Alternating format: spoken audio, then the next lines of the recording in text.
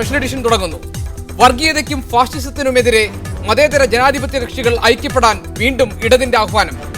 നിതീഷ് കുമാറും മുലായവും ഒരേ വേദിയിൽ. ഇത് മൂന്നാം ബദലിന് വേണ്ടിയുള്ള 4ാം വട്ട ശ്രമത്തിന്റെ തുടക്കം. വർഗീയ ഫാസിസ്റ്റ് ശക്തികളെ തോൽപ്പിക്കാൻ ഒരുമിച്ച് നിൽക്കണം എന്ന ആഹ്വാനവുമായി ദില്ലിയിൽ ഇടതുപക്ഷത്തിന്റെ നേതൃത്വത്തിൽ നടന്ന മതേതര സംഗമം 3ാം ബദലിനുള്ള തിരനോട്ടമായി. സംഗമത്തിൽ നരേന്ദ്രമോദിയെ കടന്നാക്രമിച്ച ബീഹാർ മുഖ്യമന്ത്രി നിതീഷ് കുമാർ ആയിരുന്നു ശ്രദ്ധാകേന്ദ്രം. മുലായം സിംഗും ദേവഗൌഡയും പങ്കെടുത്ത സമ്മേളനത്തിൽ ആകെ 17 പാർട്ടികളുടെ പ്രതിനിധികൾ എത്തി.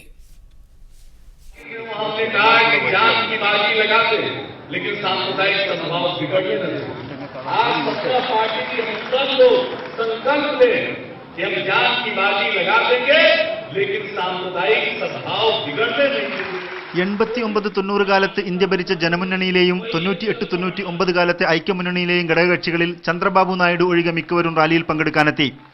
ഇടതു സംഘടനകൾക്ക് പുറമെ JDU, Samajwadi party, Biju Janata Dal, Janata Dal S, AGP, Jharkhand Vikas Morcha, AIADMK തുടങ്ങിയ സംഘടനകൾ പങ്കെടുത്ത റാലിക്ക് ഏറെ പ്രാധാന്യമാണ് കൽപ്പിക്കപ്പെടുന്നത്. മതേതര കക്ഷികളാണെങ്കിലും തൃണമൂൽ കോൺഗ്രസും BSPയും വിട്ടുനിന്നു.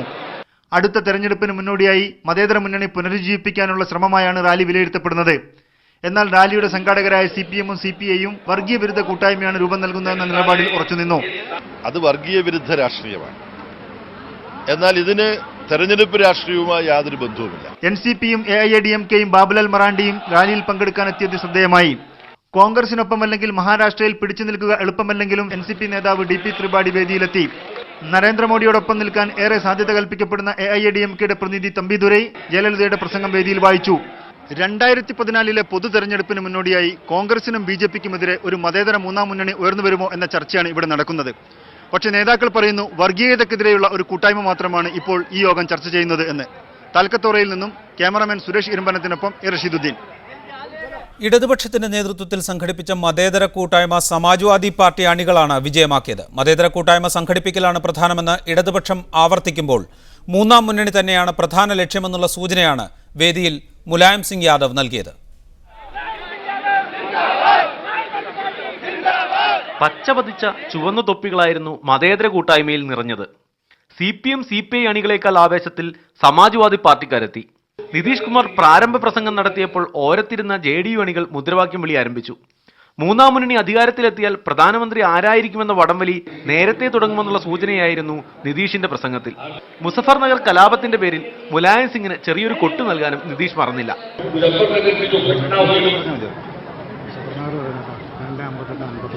उसके बाद ये सबके मन में विचार आया कि हमें फिर अपनी एकजुटता प्रदर्शित करनी चाहिए, अपनी आवाज बुलंद करना चाहिए. മുസ്ലിം ജനവിഭാഗത്തോട് കൂടുതൽ നീതി പുലർത്തിയിട്ടുള്ളത് ഏതു പാർട്ടിയാണ് എന്നുള്ള മത്സരമായിരുന്നു നേതാക്കൾ തമ്മിൽ. മുഖ്യ സംഘാടകൻ പ്രകാശ് കാരാട്ടിന്റെയും മുൻ പ്രധാനമന്ത്രി ദേവഗൌഡയുടെയും പ്രസംഗങ്ങൾ നടക്കുമ്പോഴേക്കും സമാജ്വാദി പാർട്ടി അണികൾ അസ്വസ്ഥരായി. തുടർന്ന് അവസാനത്തേക്ക് വച്ചിരുന്ന മുലായം സിംഗിന്റെ പ്രസംഗം നേരത്തെയാക്കാൻ സംഘാടകർ നിർബന്ധിതരായി. നേതാജിക്ക് വേണ്ടി ആർപ്പുവിളികൾ ഉയർത്തിയ അണികളെ മുലായം ആക്രോശിച്ച് അടക്കിയിരുത്തി.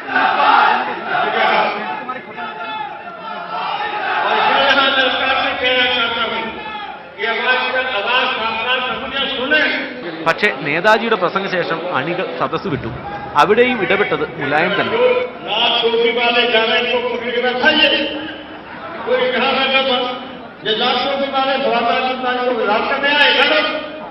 CPIയുടെ കടുംപിടുത്തത്തെ തുടർന്നാണ് YSR കോൺഗ്രസ് നേതാവ് ജഗൻമോഹൻ റെഡ്ഡി കൂട്ടായ്മയിൽ നിന്ന് ഒഴിവാക്കപ്പെട്ടത്.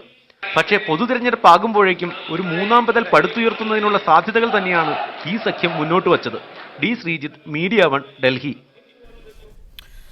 3ാം മുന്നണി ചരിത്രം മാത്രമാണെന്ന് BJP വക്താവ് രവിശങ്കർ പ്രസാദ് പറഞ്ഞു. സമകാലീന സാഹചര്യത്തിൽ അതിന് ഒരു പ്രസക്തിയുമില്ല. എല്ലാ ലോക്സഭാ തെരഞ്ഞെടുപ്പ് കാലത്തും ഇത്തരം നീക്കം ചിലരിൽ നിന്ന് ഉണ്ടാകാറുണ്ട്. നിതീഷ് കുമാർ കോൺഗ്രസുമായി സഖ്യമുണ്ടാക്കാനാണ് ശ്രമിക്കുന്നതെന്നും രവിശങ്കർ പ്രസാദ് ആരോപിച്ചു. ഈ വിഷയം ചർച്ച ചെയ്യുന്ന സ്പെഷ്യൽ എഡിഷൻ ഇന്ന് CPIM MP MB Rajesh Palakkad നിന്ന് ഈ ചർച്ചയിൽ പങ്കെടുക്കും. യൂത്ത് കോൺഗ്രസിന്റെ ദേശീയ ഉപാധ്യക്ഷൻ അഡ്വക്കേറ്റ് M ലിജു തിരുവനന്തപുരത്ത് നിന്നുണ്ട്. BJP വക്താവ് ജോർജ് കുര്യൻ ഡൽഹിയിൽ നിന്നാണ് ഈ ചർച്ചയിൽ പങ്കെടുക്കുന്നത്. ഒപ്പം തന്നെ ഫ്രണ്ട് ലൈനിന്റെ associate editor Venkatesh Ramakrishnan George കുര്യനൊപ്പം ഡൽഹിയിൽ നിന്ന് ഈ ചർച്ചയിൽ പങ്കെടുക്കും.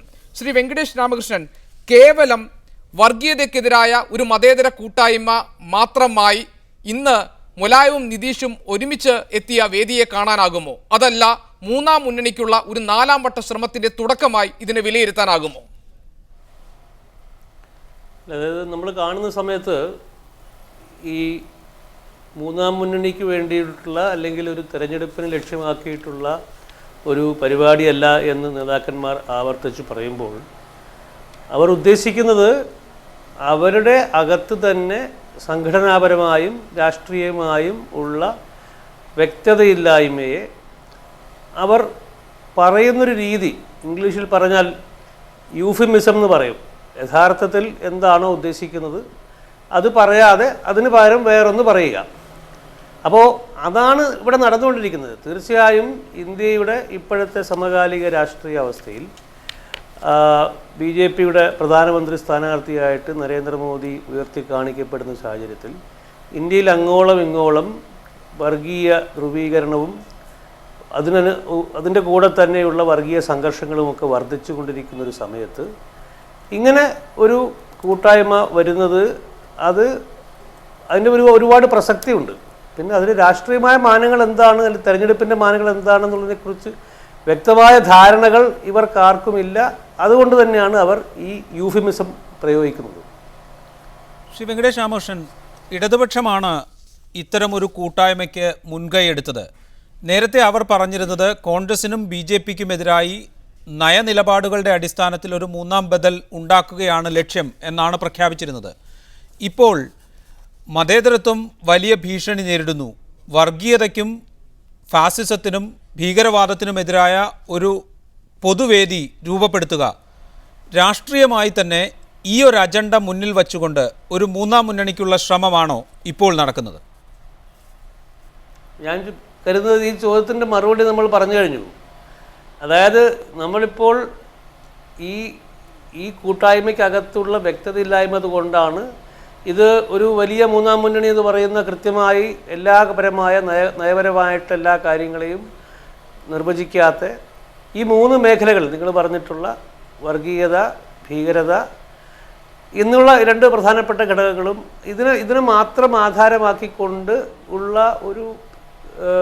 ഒരു വേദി ഇപ്പോൾ പടുത്തുയർത്തുന്നത്. ഇതിൻ്റെ എന്തൊക്കെയാണ് സാധ്യതകളാണ് ഇതിലൂടെ മുന്നോട്ട് വളർന്നു വരാൻ പോകുന്നതെന്ന് ഇപ്പോൾ പറയാൻ പറ്റില്ല. പക്ഷേ തീർച്ചയായും നമ്മൾ ഇപ്പോൾ തന്നെ 3ാം മുന്നണിയെ പറ്റി സംസാരിക്കുന്നത് തോക്കുകയറി വെടിവെക്കുന്നത് സമാനമായിരിക്കും. റൈറ്റ്. ശ്രീ MP രാജേഷ്, 3ാം ബദൽ എന്ന സാധ്യതയെക്കുറിച്ചല്ല ഇപ്പോൾ നേതാക്കൾ ആരും തന്നെ പറയുന്നത്. അതേസമയം നിതീഷ് കുമാറും മുലായം സിംഗ് യാദവിനെയുമെല്ലാം വർഗീയതയ്ക്കെതിരെയായ മതേതര കൂട്ടായ്മയുടെ വേദിയിലെത്തിക്കാൻ കഴിഞ്ഞു എന്നത് വിജയം തന്നെയാണ്.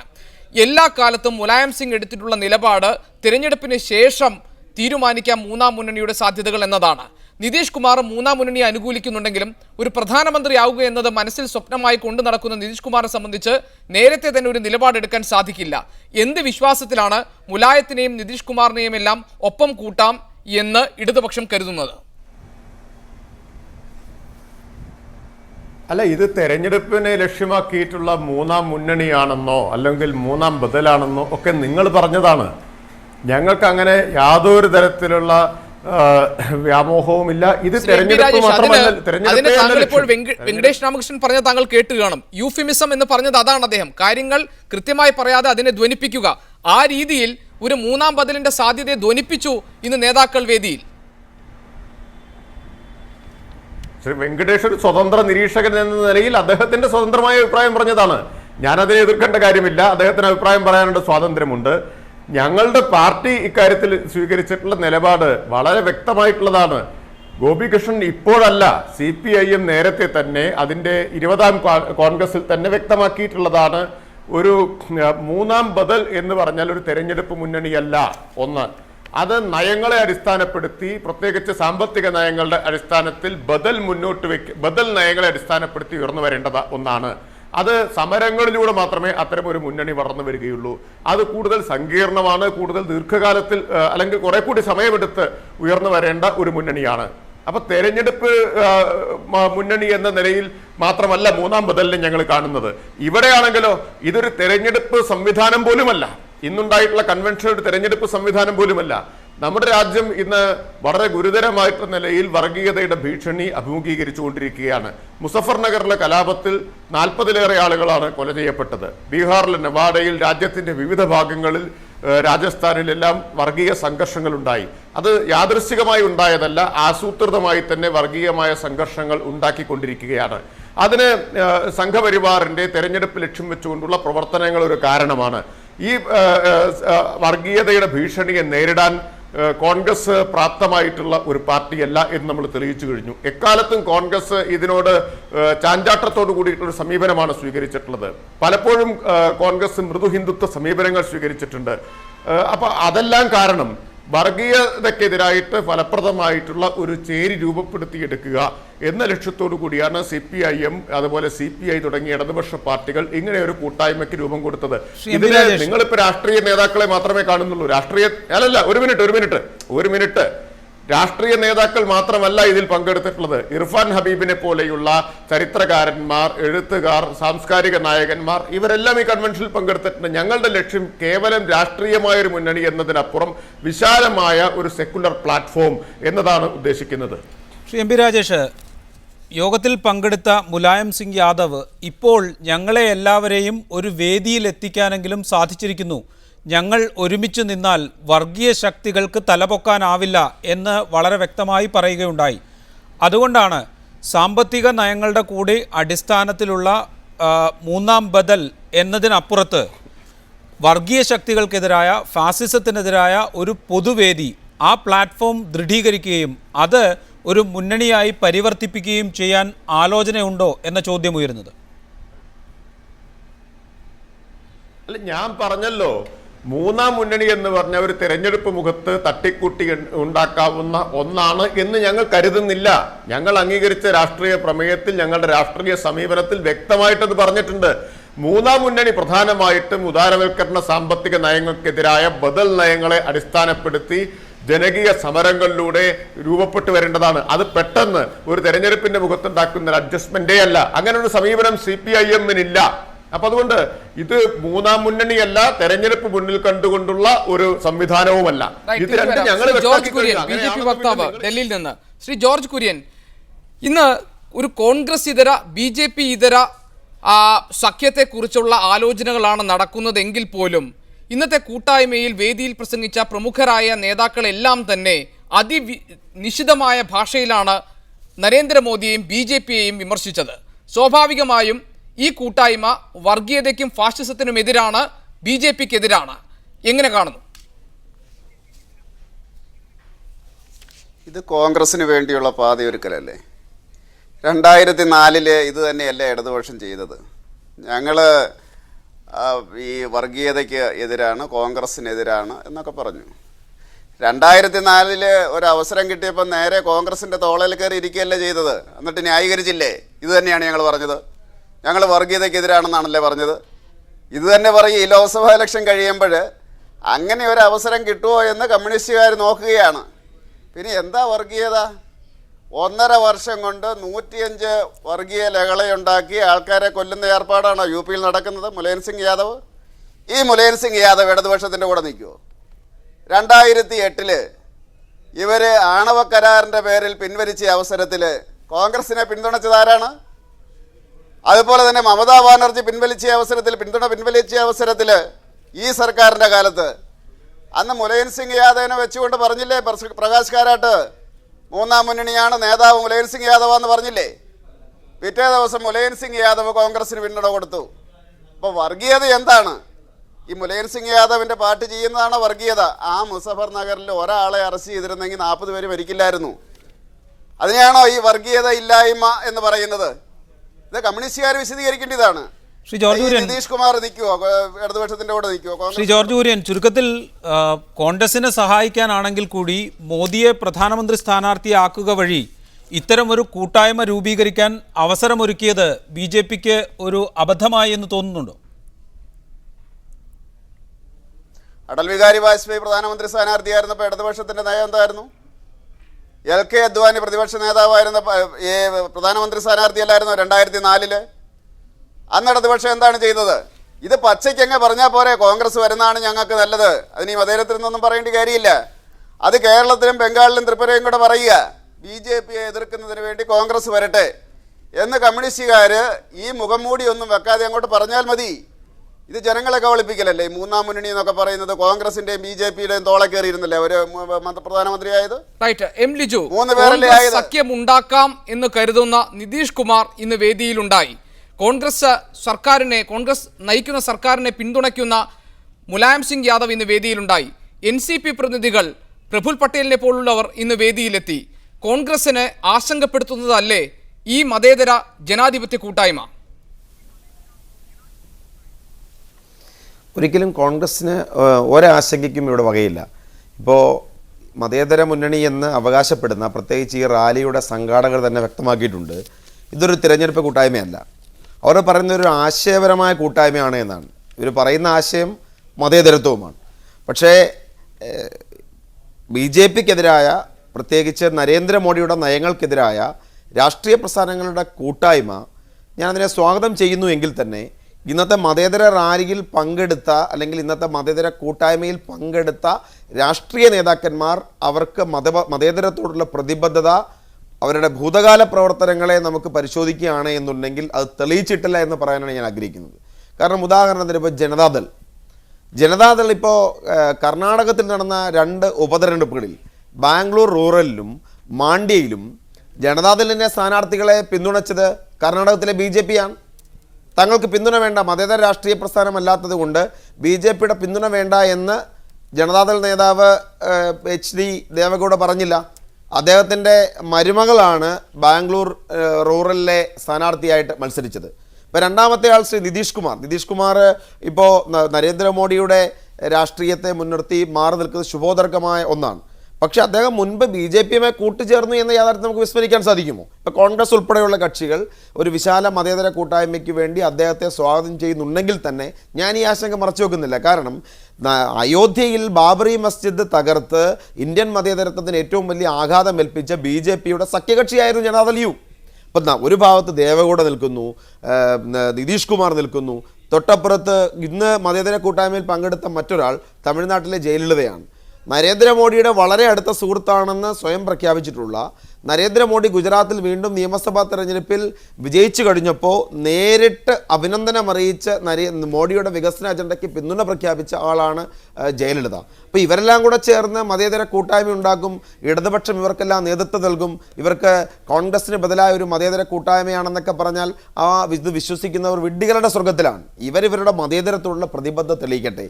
പിന്നെ ശ്രീ MB രാജേഷ് പറയുന്നതുകൊണ്ട് കോൺഗ്രസിൻ്റെ മതേതര പ്രതിബദ്ധതയോട് സംശയമുണ്ട് എന്ന്.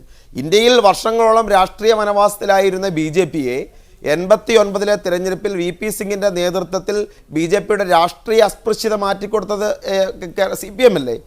ഒരു ഭാഗത്ത് VP സിംഗിൻ്റെ ഒരു ഭാഗത്ത് ഹർകിഷൻ സുർജിത്തും EMS നമ്പൂതിരിപ്പാട് നിന്നു, മറുഭാഗത്ത് ലാൽകൃഷ്ണ അദ്വാനിയും വാജ്പേയി നിന്നു. ഇന്ത്യയിലെ BJP-യുടെ രാഷ്ട്രീയ അസ്പൃശ്യത മാറ്റിക്കൊടുത്ത പ്രസ്ഥാനങ്ങളിൽ മുഖ്യസ്ഥാനം വഹിക്കുന്ന പാർട്ടിയാണ് CPM. റൈറ്റ്. എം ലിജു, മടങ്ങിയെത്താം. വെങ്കടേഷ് രാമകൃഷ്ണൻ, BJP ഇവിടെ പറയുന്നത് പോലെ കഴിഞ്ഞ തിരഞ്ഞെടുപ്പുകളിൽ ഒക്കെ ഇടതുപക്ഷവും ഇത്തരം പാർട്ടികളും സ്വീകരിച്ചിരുന്ന നിലപാടുകളിൽ ഭിന്നതയില്ല, അതിന് സമാനമായ ഒരു നിലപാട് മാത്രമാണ് സ്വീകരിക്കപ്പെടുന്നത്. അതുകൊണ്ട് തന്നെ ഇത്തരമൊരു പരീക്ഷണം അല്ലെങ്കിൽ ഇത്തരമൊരു കൂട്ടായ്മ അത് മുന്നണിയല്ല. നേരത്തെ താങ്കൾ ചൂണ്ടിക്കാണിച്ച ആശയക്കുഴപ്പങ്ങളൊക്കെ നിലനിൽക്കുമ്പോൾ പോലും രൂപപ്പെടുന്ന ഇത്തരമൊരു കൂട്ടായ്മ ദേശീയ രാഷ്ട്രീയത്തിൽ വലിയ ചലനമൊന്നും സൃഷ്ടിക്കാൻ പോകുന്നില്ല, അല്ലെങ്കിൽ അത് കോൺഗ്രസിനെ സഹായിക്കാൻ മാത്രമുള്ള ഒരു വേദിയായി മാറും. ആ നിരീക്ഷണത്തോട് താങ്കൾ എങ്ങനെ പ്രതികരിക്കുന്നു? ഇത് വളരെ ഏകപക്ഷീയമായി രാഷ്ട്രീയത്തെ, നമ്മുടെ സങ്കീർണമായ ഇന്ത്യൻ രാഷ്ട്രീയത്തെ കഴിഞ്ഞ ഒരു 3 പതിറ്റാണ്ടായി ആ സങ്കീർണത വളരെ വർദ്ധിച്ചിരിക്കുന്ന ഇന്ത്യൻ രാഷ്ട്രീയത്തെ ഒരു വളരെ ലളിതവൽക്കരിച്ചുകൊണ്ട് കാണുന്ന ഒരു സമീപനമാണിത്. കഴിഞ്ഞ 3 പതിറ്റാണ്ടിനകം സംഭവിച്ചിരിക്കുന്ന ഒരു കാര്യം, ഇന്ത്യയിലെ 2 വലിയ പാർട്ടികൾ കോൺഗ്രസും BJP-യും അവരെത്രമാത്രം ഒരു ദ്വികക്ഷി ഭരണ സമ്പ്രദായത്തെ ആഗ്രഹിച്ചാലും അതിലേക്ക് എത്തിപ്പെടാൻ പറ്റാത്തൊരു സാഹചര്യമാണുള്ളത്. വ്യത്യസ്തങ്ങളായിട്ടുള്ള രാഷ്ട്രീയവും സാമൂഹികവുമായ സ്വത്വങ്ങൾ, സമൂഹങ്ങൾ, അവരുടെ താല്പര്യങ്ങൾ, അവരുടെ വിശ്വാസങ്ങൾ, അവരുടെ ആഗ്രഹങ്ങൾ, ഇതെല്ലാം പല രീതിയിൽ പല പാർട്ടികളിലായി പല രാഷ്ട്രീയ പ്രസ്ഥാനങ്ങളിലൂടെ വളർന്നു വരുന്ന ഒരു സാഹചര്യമാണ് നമുക്ക് ഇപ്പോൾ ഇന്ത്യയിൽ കാണുന്നത്. അപ്പോൾ അതിൻ്റെ ഒരു പ്രതിഫലനമാണ് ഈ വ്യത്യസ്തമായിട്ടുള്ള പാർട്ടികളെല്ലാവരും. ഇതിൽ ചില പാർട്ടികളൊക്കെ വളരെ കൃത്യമായിട്ടും മതന്യൂനപക്ഷങ്ങളുടെ താല്പര്യങ്ങൾ സംരക്ഷിക്കാൻ വേണ്ടി പ്രവർത്തിക്കുകയും അതിനുവേണ്ടി അടിയുറച്ച് നിൽക്കുകയും ചെയ്തിട്ടുള്ള ഒരുപാട് പാർട്ടികളുണ്ട്. അവർക്ക് സ്വാഭാവികമായും ചെന്ന് എത്താൻ പറ്റുന്നത് ആത്യന്തികമായി ഇങ്ങനെ സങ്കീർണമാകും, അതോടൊപ്പം വിഘടിതമാവുകയും ചെയ്യുന്ന ഒരു വിശാലമായ രാഷ്ട്രീയ അവസ്ഥയിൽ സ്വാഭാവികമായും ഉണ്ടാകുന്ന തെരഞ്ഞെടുപ്പ് ഫലങ്ങൾ ഏകകക്ഷി ഭരണത്തിന് അനുകൂലമായിരിക്കില്ല. അതുകൊണ്ടാണ് BJPക്ക് പോലും അവരുടെ ഏറ്റവും നിർണായകമെന്ന് അവർ കരുതുന്ന, സംഘപരിവാർ നിർണായകമെന്ന് കരുതുന്ന പ്രധാനപ്പെട്ട 3 വിഷയങ്ങൾ മാറ്റിവെച്ചുകൊണ്ട് വേണം അവർക്കും ഭരണത്തിലേക്ക് എത്താൻ വേണ്ടിയിട്ട്. തിരിച്ചു വരാം. ശ്രീ MP രാജേഷ്, ഇത് ഒരു മൂന്നാം ബദലിനുള്ള രാഷ്ട്രീയ നീക്കമല്ല, അങ്ങനെ ആലോചിച്ചിട്ടില്ല. താങ്കൾ പറയുന്നത് പോലെ സാമ്പത്തിക പരിഷ്കരണ നയങ്ങളുമായി ബന്ധപ്പെടുത്തിയാണ് മൂന്നാം മുന്നണിയെക്കുറിച്ചുള്ള സ്വപ്നങ്ങൾ ഇടതുമുന്നണി നെയ്യുന്നത് എന്ന് താങ്കൾ പറഞ്ഞു. സ്വാഭാവികമായി 2014 ലോക്സഭാ തിരഞ്ഞെടുപ്പ് കഴിഞ്ഞ് തമിഴ്നാട്ടിലെ AIDMKയോ അല്ലെങ്കിൽ ഒഡീഷയിൽ BJDയോ തൃണമൂൽ കോൺഗ്രസോ ഇങ്ങനെ ഈ പ്രാദേശിക കക്ഷികളെല്ലാം തന്നെ ശക്തി ആർജിച്ച് വിജയം കൊയ്ത് വരുമ്പോൾ അവർ ഒന്നുകിൽ BJPക്ക് വഴിപ്പെടുകയോ അതല്ലെങ്കിൽ കോൺഗ്രസിലേക്ക് വഴിപ്പെടുകയോ ചെയ്യുന്ന അവസ്ഥ തന്നെയല്ലേ സംജാതമാകാൻ പോകുന്നത്? അതിന് തടയിടാനോ അതിന് മറികടക്കാനോ ഏതെങ്കിലും തരത്തിൽ ഇന്ന് ചേർന്ന കൂട്ടായ്മയ്ക്ക് സാധിക്കുമോ? ഒന്ന്, ഇന്ന് ചേർന്ന കൂട്ടായ്മയുടെ ലക്ഷ്യം തെരഞ്ഞെടുപ്പിന് ശേഷമുള്ള നീക്കങ്ങളോ അല്ല. തെരഞ്ഞെടുപ്പിന് ശേഷം എന്നതിനെ ആസൂത്രണം ചെയ്യുന്നതിന് വേണ്ടി ചേർന്ന കൂട്ടായ്മയല്ല. 2, തെരഞ്ഞെടുപ്പിന് ശേഷം ഇപ്പോൾ ഇന്നത്തെ വേദിയിൽ വന്നിട്ടുള്ള പാർട്ടികളെല്ലാം എന്തെല്ലാം നിലപാട് സ്വീകരിക്കും എന്ന് ഇപ്പോൾ പ്രവചിക്കാൻ കഴിയാത്തത്ര, നേരത്തെ ശ്രീ വെങ്കടേഷ് രാമകൃഷ്ണൻ പറഞ്ഞതുപോലെ അത്രമാത്രം സങ്കീർണമാണ് അല്ലെങ്കിൽ അതിസങ്കീർണമായിട്ടുള്ള രാഷ്ട്രീയ സാഹചര്യമാണ് ഇന്ത്യയിലുള്ളത്. അനേകം രാഷ്ട്രീയ പാർട്ടികളുണ്ട്. അവരോരോ ഘട്ടത്തിലും പ്രത്യേകിച്ച് തെരഞ്ഞെടുപ്പിന് ശേഷം എന്തെല്ലാം നിലപാടുകൾ സ്വീകരിക്കും എന്ന് ഇപ്പോൾ മാസങ്ങൾക്ക് മുമ്പ് ഇനി എത്രയോ മാറ്റങ്ങൾ രാഷ്ട്രീയത്തിൽ വരാനിരിക്കുന്നു. ഇതിരുന്ന് പ്രവചിക്കുക എന്ന് പറയുന്നത് തന്നെ ഒരു പാഴ്ശ്രമമാണ്, സമയം പാഴാക്കലാണ്. അപ്പം അങ്ങനെ പ്രവചനത്തിനൊന്നും യാതൊരു തരത്തിലുള്ള അർത്ഥവുമില്ല. ഞങ്ങൾ പറഞ്ഞല്ലോ, ഇപ്പോൾ CPIM-നെ സംബന്ധിച്ചും ഇടതുപക്ഷത്തെ സംബന്ധിച്ച് പൊതുവിലുമുള്ളത് വർഗീയതയ്ക്കെതിരായിട്ടുള്ള ഒരു പ്ലാറ്റ്ഫോം ഉണ്ടാക്കുക, വിശാലമായിട്ടുള്ള കഴിയുന്നത്ര വിശാലമായ ഒരു വേദി ഉണ്ടാക്കുക എന്നതാണ്. അതിൽ രാഷ്ട്രീയ പാർട്ടികൾ, മറ്റ് പ്രസ്ഥാനങ്ങൾ, വ്യക്തികൾ, എല്ലാവരെയും. 2004 BJP അകറ്റി നിർത്താൻ വേണ്ടി CPIM-ഉം CPI-യും RSPയും ഫോർവേഡ് ബ്ലോക്കും ഇടത് കക്ഷികളെല്ലാം അവരുടെ 61 സീറ്റുമായി ഒടുവിൽ കോൺഗ്രസ് ചെന്ന് നിൽക്കുന്ന UPA-ക്കൊപ്പം നിൽക്കേണ്ട അവസ്ഥ വന്നില്ലേ? അതിനപ്പുറത്തേക്ക് ഇതിനെ വളർത്തിക്കൊണ്ടുവരാൻ, ഏതെങ്കിലും തരത്തിൽ തെരഞ്ഞെടുപ്പിന് ശേഷം ഫലമുണ്ടാക്കാൻ, ഈ ഇന്ത്യൻ രാഷ്ട്രീയ അവസ്ഥയിൽ ചലനങ്ങൾ ഉണ്ടാക്കാൻ സാധിക്കുമോ എന്നതാണ് എൻ്റെ ചോദ്യം. നിങ്ങൾ നിർഭാഗ്യവശാൽ തെരഞ്ഞെടുപ്പിനെ മാത്രം ലക്ഷ്യം വെച്ചുകൊണ്ടുള്ള കാര്യങ്ങളെയാണ് ഇവിടെ വിശകലനം ചെയ്യുന്നത്. തെരഞ്ഞെടുപ്പുമായിട്ട് മാത്രം ബന്ധപ്പെട്ടല്ല വർഗീയത ഉയർത്തുന്ന ഭീഷണി കിടക്കുന്നത്. വർഗീയതയുടെ ഭീഷണിക്ക് ഇപ്പോൾ തെരഞ്ഞെടുപ്പ് ആസന്നമാണ് എന്നത് വർഗീയമായ ചേരിതിരിവുണ്ടാക്കുന്നതിന് ഒരു കാരണമാണ്. നേരത്തെ വർഗീയതയുടെ ഭീഷണിയുണ്ട്, തെരഞ്ഞെടുപ്പിന് ശേഷവും ആ സാഹചര്യം ഉണ്ടാവും. ഇപ്പോൾ രാജ്യത്തെ സംബന്ധിച്ച് ഗുരുതരമായൊരു സാഹചര്യം വന്നിരിക്കുന്നു. അപ്പോൾ ആ ചേരിതിരിവിനെതിരായി ഒരു മതനിരപേക്ഷ പ്രതിരോധം ഉയർത്തുക എന്നതാണ് ഞങ്ങൾ ഉദ്ദേശിക്കുന്നത്. തെരഞ്ഞെടുപ്പിനെ മാത്രം ലക്ഷ്യം വെച്ചുകൊണ്ടേ നിങ്ങൾക്കിതിനെ വിശകലനം ചെയ്യാൻ കഴിയുമെങ്കിൽ അത് നിങ്ങളുടെ ഒരു പരിമിതിയാണ്.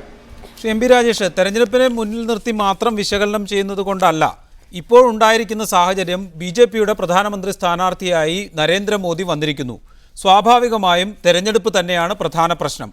അതിലേക്ക് വർഗീയത അല്ലെങ്കിൽ ഫാസിസം, ഭീകരവാദം ഇതൊക്കെ പ്രധാന പ്രശ്നമായി കാണുന്നുവെങ്കിൽ അതിൽ തന്നെ ഊന്നി നിന്നുകൊണ്ടുള്ള ഒരു മുന്നണിക്ക് അല്ലെങ്കിൽ ഒരു രാഷ്ട്രീയ സഖ്യത്തിന് ശ്രമിക്കുന്നതിൽ എന്താണ് തെറ്റ്?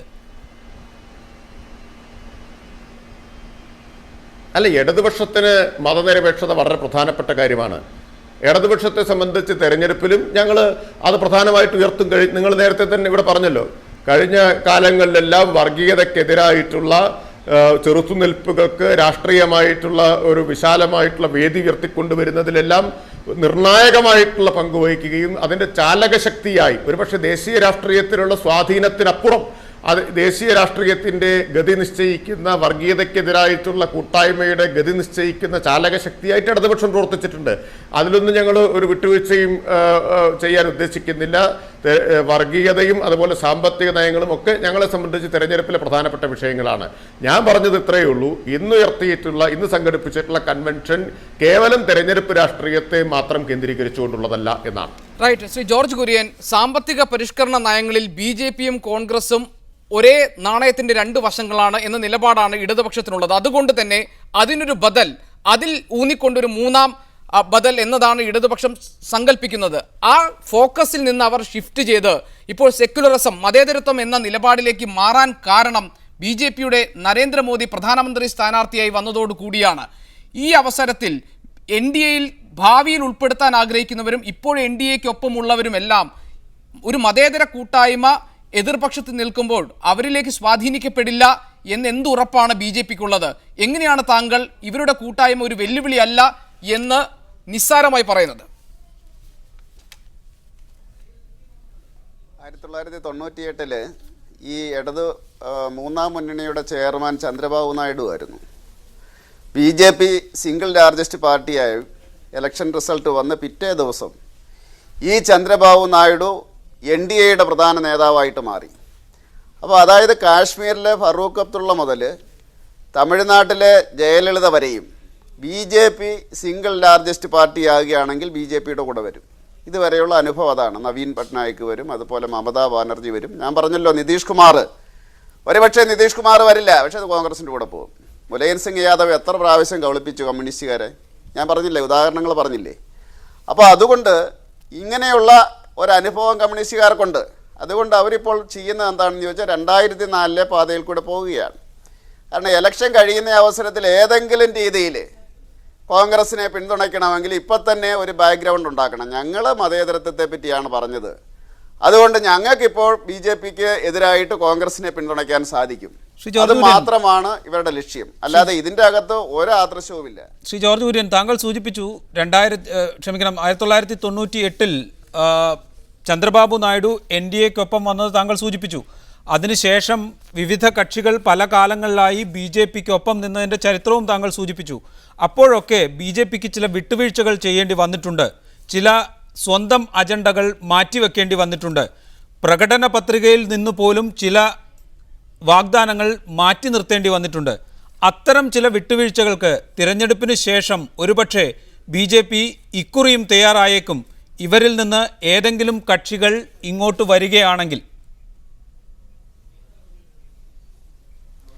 BJPയുടെ അജണ്ട എപ്പോഴാണ് നടപ്പിലാക്കുക? BJPക്ക് ഭൂരിപക്ഷം കിട്ടുമ്പോൾ. BJPക്ക് 272 കൂടുതൽ ഭൂരിപക്ഷം ജനങ്ങൾ തന്നാൽ, ഇത് ജനാധിപത്യമല്ലേ, ജനങ്ങൾ തന്നാൽ BJPയുടെ മാത്രമായിട്ടുള്ള അജണ്ട നടപ്പിലാക്കും. BJPക്ക് അത്രയും സീറ്റ് കിട്ടുന്നില്ല എങ്കിൽ ബാക്കിയുള്ള പാർട്ടികളും കൂടിയാണ് സപ്പോർട്ട് ചെയ്യുന്നതെങ്കിൽ എല്ലാവരും കൂടി ഇരുന്നിട്ട് ഒരു അജണ്ട ഫിക്സ് ചെയ്യും. അതാണ് ഇനിയും സംഭവിക്കുന്നത്. ഒരു കാര്യം കൂടി ശ്രീ ജോർജ് കുര്യൻ, ജനങ്ങൾ അങ്ങനെയാണ്. ശ്രീ ജോർജ് കുര്യൻ, ഒരു കാര്യം കൂടി, BJPക്ക് 272 എന്ന കേവല ഭൂരിപക്ഷം കിട്ടുമ്പോൾ മാത്രമേ BJPയുടെ പ്രധാനമന്ത്രി സ്ഥാനാർത്ഥി നരേന്ദ്രമോദിയെ ആ സ്ഥാനത്തേക്ക് നിർദ്ദേശിക്കൂ. മറ്റു പാർട്ടികളുടെ താല്പര്യം കൂടി അത്തരമൊരു ഘട്ടം വന്നാൽ പരിഗണിക്കേണ്ടി വരും എന്നാണോ താങ്കൾ സൂചിപ്പിക്കുന്നത്? അങ്ങനെയല്ലല്ലോ. കാരണം ഈ ഇപ്പം പറഞ്ഞ അയോധ്യ സംഭവത്തിന് ശേഷമാണ് 98 BJP അധികാരത്തിൽ വരുന്നത്. 96 ഭൂരിപക്ഷം കിട്ടിയില്ല. 98 എല്ലാ കക്ഷികളും പറഞ്ഞു ആരും വരില്ല എന്ന് പറഞ്ഞു. ഞാൻ മുമ്പേ പറഞ്ഞ ഫറൂഖ് അബ്ദുള്ള മുതൽ ജയലളിത വരെയും BJPയുടെ കൂടെ വന്നില്ലേ? അത് ആരാണ് നേതാവിൻ്റെ അടിസ്ഥാനത്തിലല്ലല്ലോ വന്നത്. BJPയുടെ പേരിൽ അന്ന് പറഞ്ഞത് അയോധ്യ സംഭവത്തിന് മുന്നിട്ട് നിന്ന പാർട്ടിയാണ്, ഇവരെ അധികാരത്തിൽ കയറ്റരുതെന്നാണ് കമ്മ്യൂണിസ്റ്റുകാരും കോൺഗ്രസ്സുകാരും ഒക്കെ പറഞ്ഞത്. റൈറ്റ്. ശ്രീ എം ലിജു, 2004 2009 ഒരു മൂന്നാം ബദലിന്റെ സാധ്യതകൾക്ക് വേണ്ടി ചുക്കാൻ പിടിക്കാൻ മുന്നിൽ നിന്ന വ്യക്തിയാണ് മുലായം സിംഗ് യാദവ്. മുലായം ഇക്കുറിയും വേദിയിൽ സമർത്ഥമായി എത്തിയിരുന്നു, കാര്യമായി വിമർശിക്കുകയും ചെയ്തു നരേന്ദ്രമോദിയെ. കോൺഗ്രസിനെ സംബന്ധിച്ച് ഈ തെരഞ്ഞെടുപ്പിന് ശേഷം ഉണ്ടാകാൻ പോകുന്ന ഒരു ഐക്യപ്പെടൽ അല്ലെങ്കിൽ ഒരു മുന്നണി രൂപീകരണത്തിൽ ഇവരെയെല്ലാം, ഈ പ്രാദേശിക കക്ഷികളെല്ലാം വീണ്ടും വിശ്വാസത്തിലെടുത്ത് ഒപ്പം നിർത്താൻ കഴിയും എന്ന് കരുതുന്നുണ്ടോ? മതേതരത്വം എന്ന നിലപാടിൽ ഊന്നിക്കൊണ്ടുള്ള ഒരു കൂട്ടായ്മയെക്കുറിച്ചാണ് ഇപ്പോൾ ഈ കക്ഷികളെല്ലാം ആലോചിക്കുന്നത്. അങ്ങനെയാണെങ്കിലും കോൺഗ്രസിനെ സംബന്ധിച്ച് തിരഞ്ഞെടുപ്പിന് ശേഷം ഫലപ്രഖ്യാപനത്തിന് ശേഷം കൂടുതൽ ശുഭകരമായ സാഹചര്യം ഉണ്ടാകും എന്നാണോ കണക്ക് കൂട്ടുന്നത്? കോൺഗ്രസിൻ്റെ ഇപ്പോഴത്തെ സഖ്യകക്ഷികൾ ആരും തന്നെ കോൺഗ്രസ് മുന്നണി വിട്ട് മറ്റൊരു മുന്നണിയിലും പോയിട്ടില്ല. പക്ഷെ നമുക്കിവിടുന്ന് ഇന്നത്തെ ഈ മതേതര കൂട്ടായ്മയുടെ മുഖ്യ സംഘാടകരെക്കുറിച്ച് നമ്മൾ ശ്രദ്ധിച്ചു നോക്കുമ്പോൾ മനസ്സിലാക്കാൻ സാധിക്കുന്നത് ഇവരവരുടെ രാഷ്ട്രീയ നിലനിൽപ്പിന് വേണ്ടിയുള്ള ഒരു ചതുരംഗ കളിയാണ് ഇവിടെ നടത്തിക്കൊണ്ടിരിക്കുന്നത്. ഇപ്പോൾ ഉദാഹരണത്തിന് മുലായം സിംഗ് യാദവിൻ്റെ ശക്തി കേന്ദ്രം യു പി ആണ്. നിയമസഭാ തെരഞ്ഞെടുപ്പിൽ യു പിയിൽ മുലായം സിംഗ് യാദവിൻ്റെ പാർട്ടി അധികാരത്തിൽ വരികയും ചെയ്തു. പക്ഷേ ലോക്സഭാ തെരഞ്ഞെടുപ്പ് വരുമ്പോൾ സ്ഥിതി വ്യത്യസ്തമാകും. ഇപ്പോൾ കഴിഞ്ഞ തവണത്തെ ലോക്സഭാ തെരഞ്ഞെടുപ്പിൽ തന്നെ കോൺഗ്രസിന് ഒറ്റയ്ക്ക് 22 ലോക്സഭാ സീറ്റുകൾ കിട്ടിയ സംസ്ഥാനമാണ് യു പി. അപ്പം ലോക്സഭാ തെരഞ്ഞെടുപ്പ് വരുമ്പോൾ രാഷ്ട്രീയ സ്ഥിതിഗതികൾ മാറി BJPയുടെ വർഗീയ രാഷ്ട്രീയത്തിനെതിരായി കോൺഗ്രസ് നേതൃത്വം നൽകുന്ന മതേതര രാഷ്ട്രീയത്തിന് യു പിയിലെ മതേതര ജനത വോട്ട് ചെയ്യുമെന്ന കാര്യത്തിൽ മുലായം സിംഗ് യാദവിന് സംശയമൊന്നുമില്ല. അപ്പം മുലായത്തിനെ സംബന്ധിച്ച് ഞങ്ങളും ഈ മത്സരത്തിലുണ്ട്, എൻ്റെ നേതൃത്വമുള്ളൊരു മുന്നണിയും മത്സരത്തിലുണ്ട്, കോൺഗ്രസ് മാത്രമല്ല ബദൽ, ഞങ്ങൾക്കും വോട്ട് വേണം എന്ന ഒരു സാധ്യത സൃഷ്ടിക്കുക എന്നുള്ളതാണ് മുലായം സിംഗ് യാദവിൻ്റെ ഇന്നത്തെ ഈ മതേതര കൂട്ടായ്മയുടെ സംഘാടനത്തിന് പിന്നിലെ ലക്ഷ്യം. ഇപ്പോൾ ഇടതുപക്ഷ പാർട്ടികൾ ഇപ്പോൾ കേരളത്തിലും ബംഗാളിലും ത്രിപുരയിലും അവർ ശക്തമായ രാഷ്ട്രീയ പ്രസ്ഥാനമാണ്. പക്ഷേ ലോക്സഭാ തിരഞ്ഞെടുപ്പ് വരുമ്പോൾ ഈ 3 സംസ്ഥാനങ്ങളിലെയും മതേതര ജനത നരേന്ദ്രമോദിയുടെ രാഷ്ട്രീയത്തിനെതിരായി കോൺഗ്രസിന് അനുകൂലമായി വലിയ തോതിലൊരു പോളറൈസ്ഡായി വോട്ട് ചെയ്യുന്ന കാര്യത്തിൽ അവർക്കും സംശയമില്ല. അപ്പോൾ ഇവിടുത്തെ അവർ നേരിടുന്ന ജനതയ്ക്ക് മുമ്പായി അവർക്കും ഒരു രാഷ്ട്രീയം മുന്നോട്ട് വെക്കണം. BJPയുടെ രാഷ്ട്രീയത്തിനപ്പുറത്ത് കോൺഗ്രസിൻ്റെ രാഷ്ട്രീയത്തിനപ്പുറത്ത് ഞങ്ങളും ഇവിടെയുണ്ട്, ഞങ്ങളുടെ രാഷ്ട്രീയത്തിനും പ്രസക്തിയുണ്ട്. അതുകൊണ്ട് മതേതര വോട്ടർമാർ ഞങ്ങൾക്ക് വോട്ട് ചെയ്യണം എന്ന ഒരു രാഷ്ട്രീയം മുന്നോട്ട് വെക്കാൻ അവരും ആഗ്രഹിക്കുന്നുണ്ട്. അപ്പോൾ മുലായത്തിൻ്റെ രാഷ്ട്രീയ നിലനിൽപ്പ്, ഇടതുപക്ഷ രാഷ്ട്രീയ പ്രസ്ഥാനങ്ങളുടെ രാഷ്ട്രീയ നിലനിൽപ്പ്, ഇതെല്ലാം തന്നെ ഇന്നത്തെ മതേതര കൂട്ടായ്മയുടെ സംഘാടനത്തിന് പിന്നിലുണ്ട്. ഇതൊന്നും കോൺഗ്രസിനെ ആശങ്കപ്പെടുത്തുന്നില്ല. കോൺഗ്രസിൻ്റെ ഒരു സഖ്യകക്ഷിയും, അത് NCP ആയിക്കൊള്ളട്ടെ മറ്റ് രാഷ്ട്രീയ പ്രസ്ഥാനങ്ങളായിക്കൊള്ളട്ടെ, അവരൊന്നും മുന്നണി വിട്ടു പോയിട്ടില്ല. അവരൊക്കെ കോൺഗ്രസിനൊപ്പമുണ്ട്. ഇന്ത്യയുടെ മതേതര മനസ്സും കോൺഗ്രസിനൊപ്പമാണ്. നരേന്ദ്രമോദി മുന്നോട്ട് വെക്കുന്ന വർഗീയ അജണ്ടയ്ക്കെതിരായി ഇന്ത്യയുടെ മതേതര മനസ്സ്. ലിജു വെങ്കടേഷ് രാമകൃഷ്ണൻ, ഇവിടെ ലിജു പറയുന്നത് പോലെ ഇത് ഈ പാർട്ടികളുടെ ഒരു രാഷ്ട്രീയ നിലനിൽപ്പിൻ്റെ മാത്രം പ്രശ്നമാണോ?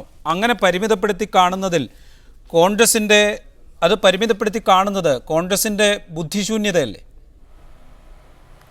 എനിക്ക് തോന്നുന്നത് ലിജു പോലും അത് പൂർണ്ണമായിട്ടും വിശ്വസിക്കുന്നുണ്ടെന്ന് എനിക്ക് തോന്നുന്നില്ല. കോൺഗ്രസിൻ്റെ നേതാക്കന്മാരിൽ മതനിരപേക്ഷതയുടെ മൂല്യം മനസ്സിലാക്കുന്ന ആൾക്കാർക്ക് ഇത്തരം കൂട്ടായ്മകളുടെ ഇത്തരം പരസ്യമായിട്ടുള്ള നിലപാടുകൾ പാർട്ടികൾ എടുക്കുന്നതിൻ്റെയൊക്കെ പ്രസക്തിയും പ്രാധാന്യവും ഒക്കെ അറിയാം. അപ്പം അത് ഇതിൻ്റെ ഈ ഇന്ത്യൻ രാഷ്ട്രീയത്തിൻ്റെ സങ്കീർണത മനസ്സിലാക്കാതെ നമ്മൾ ഈ ഗുണഘോഷങ്ങൾ ഇങ്ങനെ പറഞ്ഞുകൊണ്ടിരുന്നിട്ട് പ്രത്യേകിച്ച് കാര്യമൊന്നുമില്ല.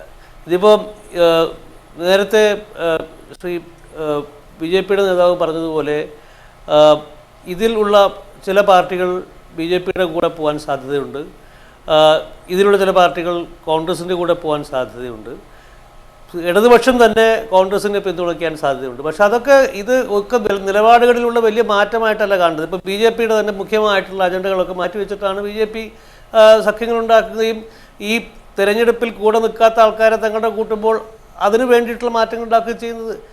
ഇത് നമ്മുടെ രാഷ്ട്രീയം അങ്ങനെ വികസിച്ചുകൊണ്ടിരിക്കുന്നു. വിരുദ്ധ രാഷ്ട്രീയ ശക്തികൾ ബദലായി മാറുന്ന പരീക്ഷണങ്ങൾ ഇതിനു ചരിത്രത്തിൽ തന്നെ, ഇന്ത്യൻ രാഷ്ട്രീയ ചരിത്രത്തിൽ തന്നെ നിരവധിയുണ്ട്. 60കളുടെ അവസാനത്തിൽ മധ്യപ്രദേശും അതുപോലെ തന്നെ ഉത്തർപ്രദേശ്, ബീഹാർ പോലെയുള്ള സംസ്ഥാനങ്ങളിൽ ജനസംഘവും സോഷ്യലിസ്റ്റ് പാർട്ടികളും എല്ലാം ഒന്നു ചേർന്ന് കോൺഗ്രസിൻ്റെ ഒരു ബദലായി മാറുകയുണ്ടായി. പക്ഷേ പ്രാദേശിക പാർട്ടികൾ, സമാജ്വാദി പാർട്ടി പോലെയുള്ള പ്രാദേശിക പാർട്ടികൾ പ്രാദേശിക വികാരങ്ങൾ മനസ്സിലാക്കി അവിടുത്തെ സാമുദായിക ജാതീയ അവസ്ഥകളിൽ നിന്ന് പ്രാദേശിക വികാരങ്ങളിലൂടെ നേടിയെടുക്കുന്ന വോട്ടുകൾ ഏതെങ്കിലും തരത്തിൽ ഒരു മൂന്നാം ബദലിന് വേണ്ടി കൊണ്ടുപോയി കൊടുക്കുമെന്ന് നമുക്ക് കരുതാൻ കഴിയുമോ? അങ്ങനെ പറ്റാതെ വരുമ്പോൾ തേർഡ് ഫ്രണ്ട് എന്ന് പറയുന്നത് ഒരു പൊളിറ്റിക്കൽ മിത്തായി തന്നെ അവശേഷിക്കില്ലേ? ഈ ചർച്ച മുഴുവൻ തന്നെ അസംബന്ധവും അപ്രസക്തവുമാകില്ലേ? അല്ല, തേർഡ് ഫ്രണ്ട് എന്നുള്ള കാര്യം ഇപ്പോൾ അവരാരും പറഞ്ഞിട്ടില്ലല്ലോ. നിങ്ങളല്ലേ തേർഡ് ഫ്രണ്ട് എന്ന് പറയാൻ തുടങ്ങിയത്. ഒന്നാമത്തെ കാര്യം അത്. രണ്ടാമത്തെ കാര്യം, ഈ പ്രാദേശികവും സങ്കുചിതവും ഒക്കെ മറ്റേ മുലായം സിംഗിൻ്റെ രാഷ്ട്രീയത്തെയോ മായാവതിയുടെ രാഷ്ട്രീയത്തെയൊക്കെ വിലയിരുത്തുന്നത് നമ്മൾ ഇന്ത്യയിൽ കൊണ്ടിരിക്കുന്ന ഈ സ്വത്വ രാഷ്ട്രീയത്തിൻ്റെ പ്രസക്തി മനസ്സിലാക്കാത്തത് കൊണ്ടാണ് നമ്മൾ ഇതിനൊക്കെ ഇങ്ങനെ പ്രാദേശിക രാഷ്ട്രീയം എന്നൊക്കെ പറഞ്ഞ് ആക്ഷേപിക്കുന്നത്. എനിക്കങ്ങനെ അഭിപ്രായമില്ല. ഞാൻ 30 വർഷമായിട്ട് രാഷ്ട്രീയ പത്രപ്രവർത്തനം നടത്തുന്ന ഒരാളാണ്.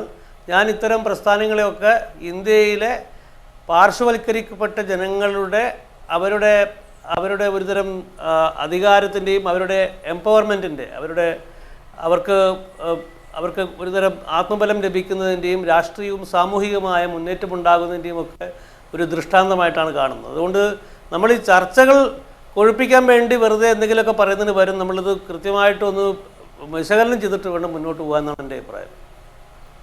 റൈറ്റ്. MP രാജേഷ്, ഇത്തരമൊരു മുന്നണിക്ക് VP സിംഗിനെ പോലെ ഒരു മുന്നണിക്ക് നേതൃത്വം നൽകാൻ പാകത്തിലുള്ള ഒരു നേതാവ് ഇപ്പോഴില്ല.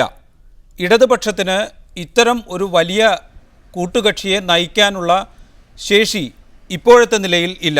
യഥാർത്ഥത്തിൽ അതല്ലേ പ്രായോഗികമായി ചിന്തിച്ചാൽ ഒരു മൂന്നാം ബദൽ അല്ലെങ്കിൽ ഒരു മൂന്നാം മുന്നണി എന്നൊരു സങ്കല്പത്തിലേക്ക് പൊടുന്നനെ എത്തിപ്പെടാൻ കഴിയാത്തതിൻ്റെ പ്രധാന കാരണം? രണ്ട് ദൗർബല്യങ്ങൾ അല്ലെങ്കിൽ രണ്ട് പാളിച്ചകൾ നിങ്ങൾക്ക് സംഭവിച്ചിട്ടുണ്ട്. ഒന്ന്, നിങ്ങൾ ഈ ഇന്ന് നടന്നിട്ടുള്ള മതനിരപേക്ഷ കൂട്ടായ്മയെ ഒരു മൂന്നാം ബദലാണ് എന്ന മുൻവിധിയോടുകൂടിയാണ് രാജേഷ്. അങ്ങനെ ഒരു രാജേഷ് ദയവായി ക്ഷമിക്കുക ഇടപെടുന്നുണ്ട്. അങ്ങനെ ഒരു മുൻവിധിയോടുകൂടെ അല്ല, കൃത്യമായും ഇടതുപക്ഷത്തിൻ്റെ നയം എന്നത്, പ്രഖ്യാപിത നയം എന്നത് ഒരു നയനിലപാടുകളുടെ അടിസ്ഥാനത്തിലുള്ള മൂന്നാം ബദലിന് വേണ്ടിയുള്ള ശ്രമമാണ് എന്ന് നേരത്തെ തന്നെ വളരെ വ്യക്തമായി പറഞ്ഞിരുന്നു. അല്ല, അതാ ഞാൻ പറഞ്ഞത്. പക്ഷെ ഞങ്ങൾ ആവർത്തിച്ച് വ്യക്തമാക്കിയിട്ടുണ്ട്, ഇന്ന് നടന്നിട്ടുള്ള കൂട്ടായ്മ തെരഞ്ഞെടുപ്പ് ലക്ഷ്യം വെച്ചുകൊണ്ടുള്ള ഒന്നല്ല എന്ന്. അപ്പോൾ അങ്ങനെ നേരത്തെ ഉണ്ടാക്കിയിട്ടുള്ള ഒരു ധാരണയിലേക്ക് ഈ ചർച്ച അവസാനിപ്പിക്കാൻ വേണ്ടി ശ്രമിച്ചാലുള്ള ഒരു പാളിച്ച. രണ്ട്, ഈ തെരഞ്ഞെടുപ്പ് ബദൽ എന്ന് തന്നെ നിങ്ങൾ കാണുന്നത് ഒരു നേതാവിനെ അടിസ്ഥാനപ്പെടുത്തിയിട്ടുള്ള, അതാ VP സിംഗിന്റെ കാര്യം പറഞ്ഞ്, ഇന്ന് VP സിംഗിനെ പോലെ ഒരു നേതാവുണ്ടോ? ഞങ്ങൾ നേതാവിനെ അടിസ്ഥാനപ്പെടുത്തിയിട്ടുള്ള ബദലിനെ കുറിച്ചല്ല ഒരു ഘട്ടത്തിലും ചിന്തിച്ചിട്ടുള്ളത്, നയങ്ങളെ അടിസ്ഥാനപ്പെടുത്തിയിട്ടുള്ള ബദലിനെ കുറിച്ചാണ്. അപ്പൊ ആ രണ്ട് കാര്യങ്ങൾ അവിടെ. പിന്നെ ഇവിടെ ലിജു പറഞ്ഞ കാര്യം, ലിജുവിനും ഈ പാളിച്ചയാണുള്ളത്. കോൺഗ്രസിനെ സംബന്ധിച്ചും ലിജുവിനെ സംബന്ധിച്ചും ഒരു തെരഞ്ഞെടുപ്പ് വിഷയം എന്നതിനപ്പുറത്തേക്ക് വർഗീയതയ്ക്കെതിരായിട്ടുള്ള നിലപാടോ മതനിരപേക്ഷതയോ ചിന്തിക്കാൻ കഴിയുന്നില്ല. അത് കോൺഗ്രസിന്റെ ഒരു പരിമിതിയാണ്. അതൊരു തെരഞ്ഞെടുപ്പ് വിഷയം എന്ന നിലയിൽ മാത്രമേ ഇവർ കാണുന്നുള്ളൂ. അതുകൊണ്ട് ഇതിനെ മുഴുവൻ അങ്ങനെ കാണുന്നത്. ഇനി ഒറ്റ കാര്യം, ഞാൻ പറഞ്ഞല്ലോ, ഞങ്ങളിത് തെരഞ്ഞെടുപ്പ് വിഷയം മാത്രമായിട്ടല്ല കാണുന്നത്, അതിനേക്കാൾ ദീർഘകാല മാനങ്ങളുള്ള ഒരു പ്രശ്നമായിട്ടാണ് ഇതിനെ കാണുന്നത്. ഇനി ലിജു പറഞ്ഞത് തന്നെ നോക്കിയാൽ വസ്തുതാപരമായിട്ട് പെശകാണ്. ലിജു എന്താ പറഞ്ഞിട്ടുള്ളത്? ഇപ്പോൾ നരേന്ദ്രമോദിയുടെയും വർഗീയതയുടെയും ഉയർച്ച വരുമ്പോൾ കേരളം, ബംഗാൾ പോലുള്ള ഇടതുപക്ഷ ശക്തി കേന്ദ്രങ്ങളിൽ പോലും പോളറൈസേഷൻ വരും, അത് കോൺഗ്രസിന് അനുകൂലമായിട്ട് മതേതര വോട്ടുകൾ വരും എന്നാ. മറിച്ചാണ് അനുഭവം. ഇപ്പൊ 2004 BJP വീണ്ടും അധികാരത്തിൽ വരുമെന്ന ഘട്ടം വരികയും ഇന്ത്യ തുടങ്ങുന്നു തുടങ്ങിയ ക്യാമ്പയിനുകൾ ഉണ്ടാവുകയും ചെയ്തപ്പോഴാണ് ബംഗാളിലും കേരളത്തിലും ഉൾപ്പെടെ ഇടതുപക്ഷത്തിന് ഏറ്റവും കൂടുതൽ സീറ്റ് കിട്ടിയത്. ചരിത്രത്തിൽ ഏറ്റവും കൂടുതൽ സീറ്റ് ഇടതുപക്ഷത്തിന് കിട്ടിയത് 2004 BJP രണ്ടാമതും അധികാരത്തിൽ വരുമെന്ന ഭീഷണി വന്നപ്പോൾ ആ വർഗീയതയുടെ ഉയർച്ചയെ തടയാൻ, അക്രമാസക്തമായിട്ട് വർഗീയതയെ രാഷ്ട്രീയമായിട്ട് ചെറുക്കാൻ ഇടതുപക്ഷത്തെയാണ് കൂടുതൽ ആശ്രയിക്കാൻ കഴിയുക എന്ന ബോധ്യമാണ് മതനിരപേക്ഷ വോട്ടർമാരിലുണ്ടായത്. അപ്പോൾ ഞാൻ ലിജു പറഞ്ഞതുകൊണ്ട് പറഞ്ഞു എന്നേ ഉള്ളൂ. ഇവിടെ പ്രശ്നം തെരഞ്ഞെടുപ്പല്ല, തെരഞ്ഞെടുപ്പിനെ മാത്രം അടിസ്ഥാനപ്പെടുത്തിയിട്ടുള്ളതല്ല, അതിനപ്പുറം കാണുന്ന ഒരു ദീർഘവീക്ഷണത്തോടെയുള്ള രാഷ്ട്രീയത്തെയാണ് ഞങ്ങൾ കാണുന്നത്. ജോർജ് കുര്യൻ, എന്താണ് മറുപടി? ജോർജ് കുര്യൻ, ഇതിൻ്റെ അകത്ത് വളരെ വ്യക്തമാണ്. ലിജു പറഞ്ഞത് ഏതാണ്ട് ഒരു സത്യമായിട്ടുള്ള കാര്യമാണ് ലിജു പറഞ്ഞത്. കാരണം UP-യിൽ കോൺഗ്രസ്സുകാർ സീറ്റ് കൊണ്ടുപോകുന്നുള്ള ഭയത്തിൽ മുലയൻ സിംഗ് യാദവ് നിരന്തരമായിട്ടുള്ള വർഗീയ ലഹള നടത്തുകയാണ്. ആര് തമ്മിലാണെന്നുള്ളത് നമുക്കറിയാം. അതിനെയാണ് നിങ്ങൾ മതേതരത്വം എന്ന് പറയുന്നത്. ഇന്ത്യ കണ്ട ഏറ്റവും വലിയ വർഗീയ കൂട്ടക്കൊലയല്ലായിരുന്നോ ആസാമിൽ നടന്നത് കഴിഞ്ഞ വർഷം? വെടിവെച്ചിട്ട് ആ നിറഞ്ഞൊഴുകുന്ന ബ്രഹ്മപുത്രയിലേക്ക് എത്ര ആയിരക്കണക്കിന് ആൾക്കാരെ വലിച്ചെറിഞ്ഞു എന്ന് ആർക്കെങ്കിലും പറയാൻ സാധിക്കുമോ?